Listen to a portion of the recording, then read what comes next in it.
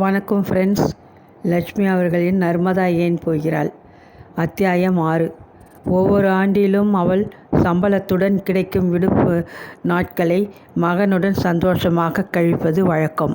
அதே சமயம் மகனும் லீவு எடுத்து கொள்ள முடிந்தால் இருவரும் வீட்டை பூட்டி கொண்டு ஊட்டி, கொடைக்கானல் என்று குளிர்ந்த பிரதேசங்களுக்கு போய் ஹோட்டலில் தங்கி ஊரை சுற்றி பார்த்து திரும்பும்போது கை நிறைய கண்ட சாமான்களை வாங்கி கொண்டு வருவது வழக்கம். அம்மாவுக்கு தெரியாது. பிள்ளை அவன் உபயோகத்திற்கு ஒரு கம்பளி போர்வையை வாங்கி தன் பெட்டிக்குள் பதுக்கி வைத்திருப்பான். பிள்ளைக்கு தெரியாத அவள் தன் பணத்தை போட்டு ஒரு ஸ்வெட்டர் ஒன்றை தன் பைக்குள் அடைத்து வைத்திருப்பாள். வீடு திரும்பியதும், அம்மா, உங்களுக்கு என் பரிசு. மார்கழி மாதம் ஊதக்காற்று வீச ஆரம்பித்ததும் நல்ல கம்பளி போர்வை இல்லைன்னு கவலைப்படாதீங்க, இந்தாங்க. மகிழ்ச்சியுடன் சிரித்தபடி கொண்டு வந்து அவள் அரை மேஜை மீது வைப்பான். தேங்க்யூ என்று கூறிவிட்டு கள்ளச்சிரிப்புடன் அதை பெற்றுக்கொள்வாள். கொஞ்ச நேரம் சென்றதும், அம்மா, எனக்கா இது என்று கூவிக்கொண்டு பச்சை குழந்தை போன்று ஆனந்தமாக கூத்தாடியபடி உள்ளே ஓடி வருவான் ஹரி. காலையில் எழுந்ததும் முதல் வேலையாக அவன் குளியலறைக்கு போனதும் அவனது அறையில் அலங்கார மேஜை மேல் அவள் வாங்கி வந்த அந்த ஸ்வெட்டரை வண்ண காகிதத்தில் சுற்றி அதன் மீது என் அன்பு மகனுக்கு அம்மாவின் பரிசு என்று எழுதி ஒட்டி வைத்து விட்டிருப்பாள். என்னத்துக்குமா பணத்தை வீணாக செலவு செய்கிறீங்க? கொஞ்சலாக கேட்டபடி தனக்கு பிடித்தமான அந்த கரும்பச்சை வண்ண கம்பளி ஸ்வெட்டரை உதறி தன் மீது வைத்து அதை பார்த்து கொண்டு மகிழ்வான். மனைவி வந்த பின் ஹரிக்கு அம்மாவுடன் லீவு நாட்களை பெங்களூரிலோ உதகையிலோ கழிக்க பொழுது இருக்கவில்லை. கோடை வெயிலை தாங்க முடியவில்லை என்று அனுப்பமா சினிங்கினால் போதும், உடனடியாக லீவு எடுத்துக்கொண்டு வங்கியிலிருந்து கணிசமாக பணத்தை எடுத்துக்கொண்டு அம்மாவை வீட்டுக்கு காவல் வைத்துவிட்டு போக தொடங்கிவிட்டான்.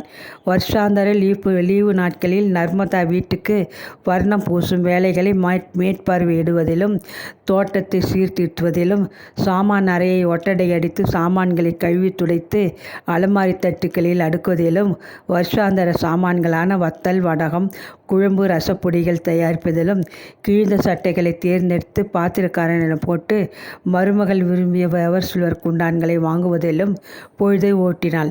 ஆனால் மருமகனும் மகளும் கோடை துவங்கும் முன்பே கொடைக்கானலில் தங்க பங்களாவோ ஓட்டலோ வசதியாக ஏற்பாடு செய்து வைத்து கொண்டு கிளம்பி விடுவார்கள். அவள் பழங்காலத்தை சேர்ந்த பழைய தலைமுறைக்காரி. உழைக்க வேண்டும், நாள் முழுவதும் ஓடாக உழைக்க வேண்டும், சிக்கனமாக வாழ வேண்டும், குழந்தையை படிக்க வைத்து ஆளாக்கி அவன் வாழ வசதி செய்து தர வேண்டும். இவையெல்லாம் கடமை என்று அதை கட்டி கொண்டு போராடும் புத்தி கெட்ட பழைய தலைமுறையைச் சேர்ந்த 10ஆம் பசலி. நாளைக்கு சூரியன் உதிக்காமல் போகலாம். ஆகவே இன்றைய இளமையின் இன்பங்களை அனுபவித்து முடித்து விடுவோம். வருங்காலம், அதை பற்றி கவலை எதற்கு? அது தன்னைத்தானே கவனித்து கொள்ளும். கடமையா? யாருக்கு கடமை? எதற்கு கடமை? அவரவர் வாழ்வை அவரவர் கவனித்து கொள்ள வேண்டியதுதான் நீதி என்றெல்லாம் வாதம் பேசும் இளம் தலைமுறையினருக்கும் அவளுக்கும் இடைவெளி ரொம்ப அகலமாகவே இருப்பதை உணர்ந்தாள். ஹரி, அனுப்பமா இருவரும் இளைய தலைமுறையினர். அவர்களது பழக்க வழக்கம், வாழ்க்கை பற்றிய விமர்சனம், கருத்துக்கள், உணவு பழக்கம் எல்லாமே அவளுடையதிலிருந்து ரொம்பவும் மாறுபட்டு கொண்டிருந்ததை உணராதிருக்கவில்லை. ஆனாலும் பிள்ளை என்ற பாசம் கண்களை மறைக்க அறிவு மழுங்க அவள் ஹரி செய்த அட்டகாசங்களை பொறுத்து கொண்டு பேசாமல் இருந்து வந்தாள். பொறுமைக்கு உதாரணமான கழுதை கூட சில சமயம் எதிர்கொண்டதாக கதை உண்டு. தாங்க முடியாத உப்பு மூட்டைகளை முதுகில் வைத்த வியாபாரியை பழிவாங்க இடையே கடக்க வேண்டியிருந்த சிறு ஊடையில் கழுதை தொப்பென்று மூட்டையுடன் விழுந்து பாதி உப்பை தண்ணீரில் கரைத்து விட்ட புத்திசாலித்தனத்தை பற்றி படித்திருக்கிறாளே. அந்த கழுதைக்கு பின்னர் வியாபாரி புத்தி புகட்ட வேறு ஒரு முறையை கையாண்டான் என்பது தொடர்ந்த வேறு ஒரு கதை. ஆனாலும் முதலில் வெற்றி கண்டதும் கழுதை. அந்த கழுதைக்கு இருந்த புத்திசாலித்தனம் கூட அவளுக்கு கிடையாதா?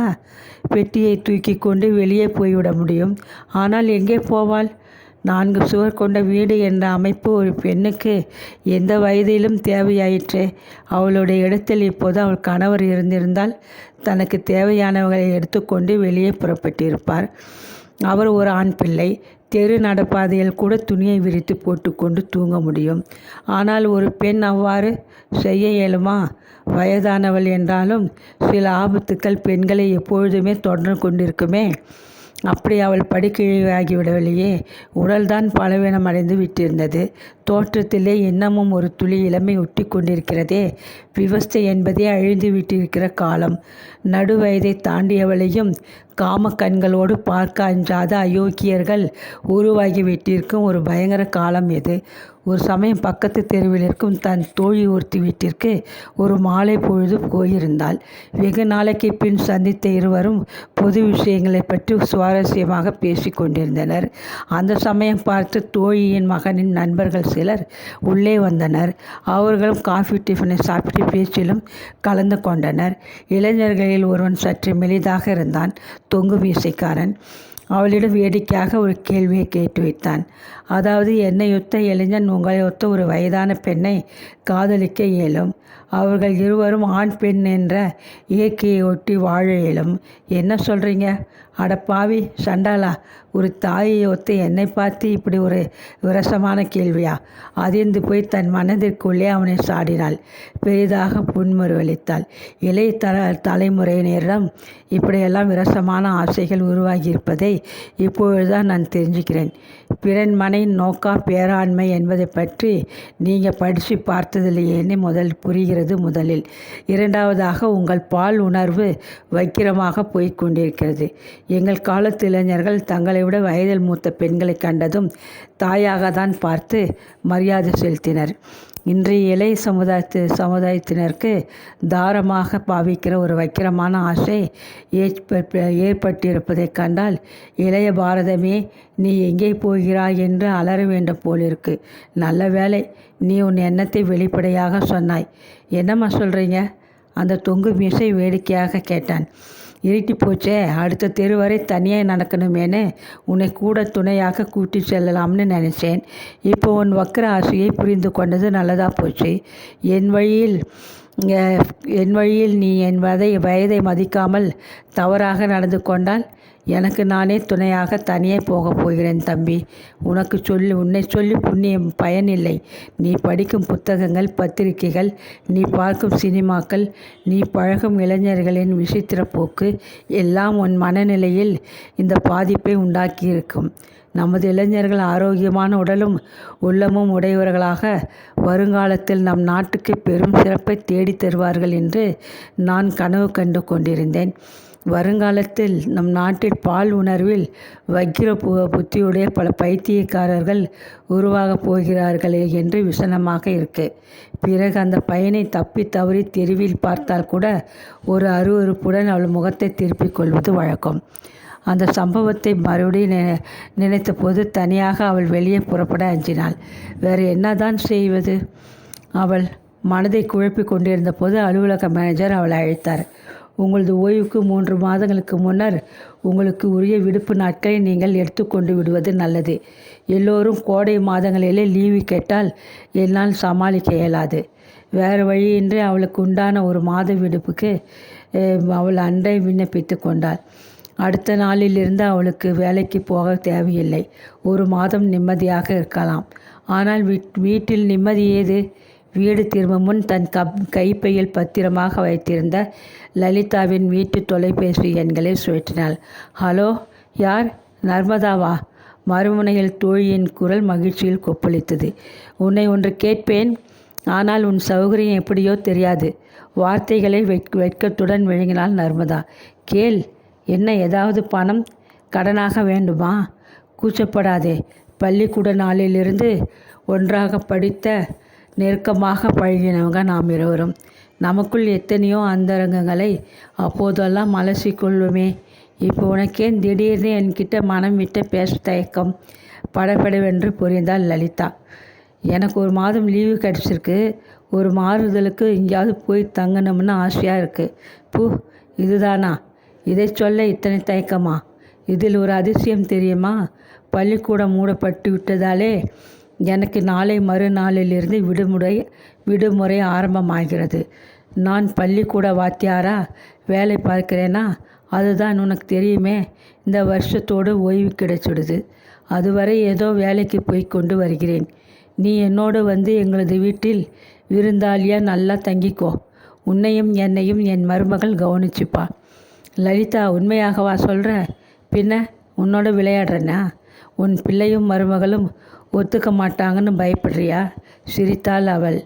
ஹரியும் அனுப்பாமாவும் அவளை கழுத்தை பிடித்து வெளியே தள்ளாத குறையாக இருக்கிறார்கள் என்பதை சொல்லிக்கொள்ள வெட்கமாக இருந்தது.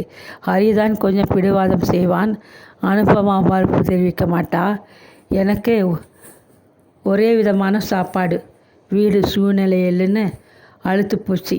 நாம் 2 பேரும் எங்கேயாவது சேஷத்திராண்டனம் செய்யலாம். நாளைக்கு உங்கள் வீட்டுக்கு வந்துடுறேன்.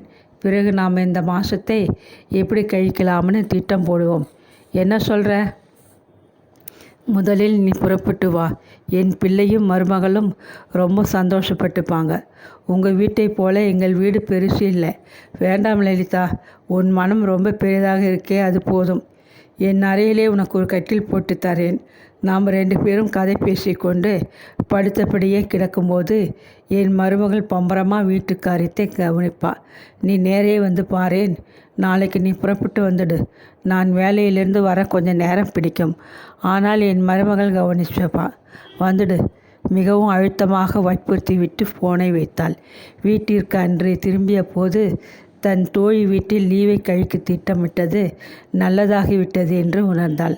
அனுப்பமாவின் அக்காவும் அவள் கணவரும் குழந்தைகளுடன் சேலத்திலிருந்து வந்து இறங்கியிருந்தனர். முன்னறையில் ஒரே சத்தம்.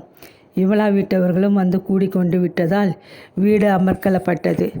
ஹரி, இப்படி வரியா என்று வீட்டுக்குள் புகுந்ததுமே முன்னறையில் விருந்தாளிகளுடன் பேசி கொண்டிருந்த மகனை அழைத்தாள். இப்போ என்னவாம்? சிடுசிடுத்தபடி மகன் அவள் அறைக்குள் வந்து நாற்காலியில் அமர்ந்து கொண்டான். உன்கிட்ட சொல்லி கொண்டு போகத்தான் கூப்பிட்டேன்.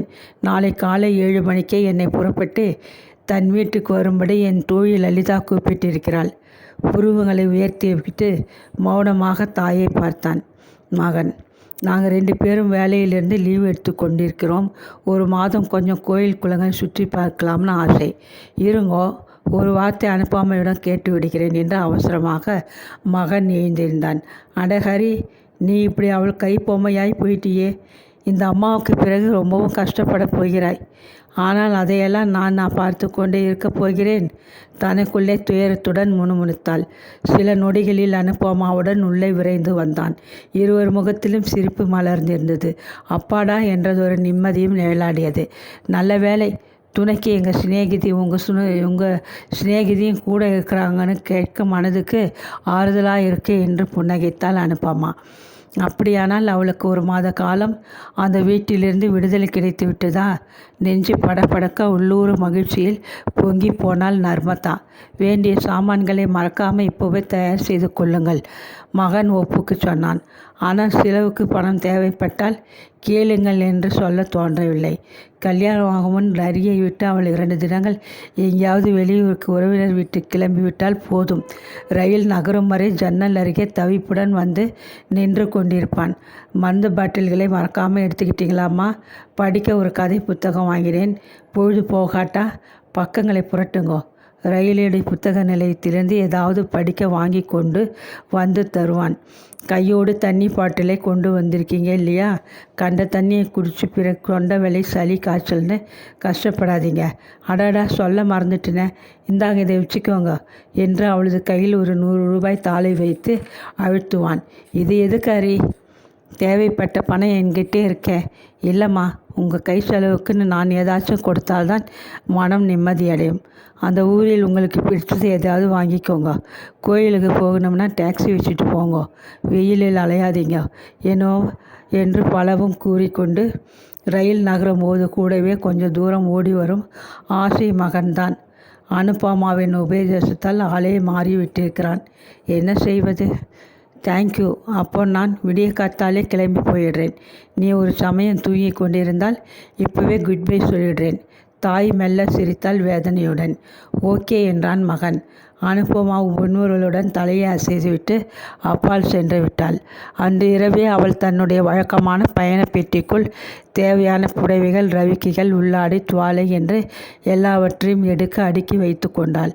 அவள் தினசரி சாப்பிட வேண்டிய மருந்துகளை மறக்காமல் ஒரு பிளாஸ்டிக் டப்பாவில் போட்டு வைத்து கொண்டாள்.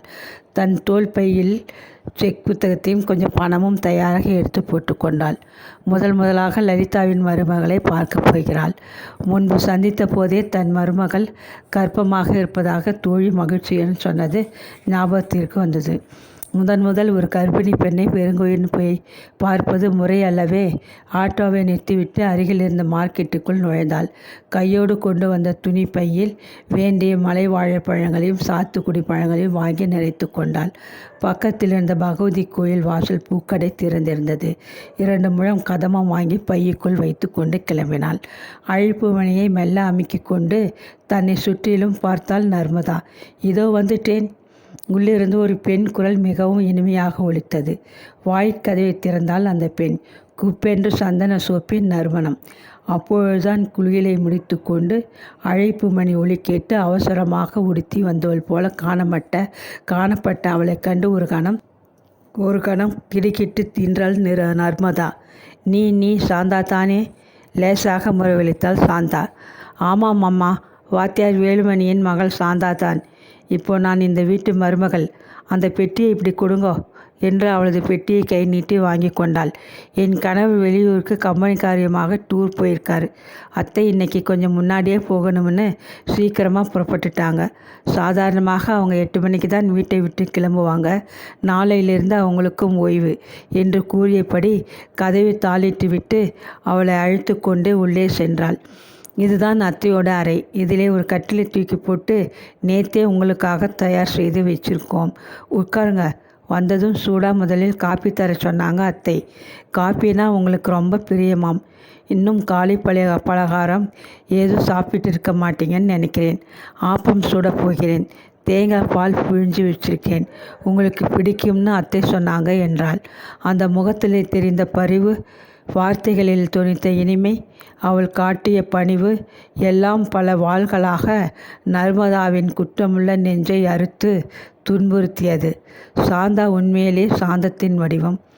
அது தெரியாமல் என்ன பிசுகு செய்துவிட்டாள்? அதற்கு மன்னிப்பு உண்டா? அந்த சின்னஞ்சிறு பெண் முன் அத்தனை வயதும் அடங்கி போய் தான் ஒரு சிறு புள்ளியாக மாறிவிட்டது போல் அவமானத்திலே துவண்டு போனாள். வேதனையில் நெஞ்சு விழுந்து வலித்தது.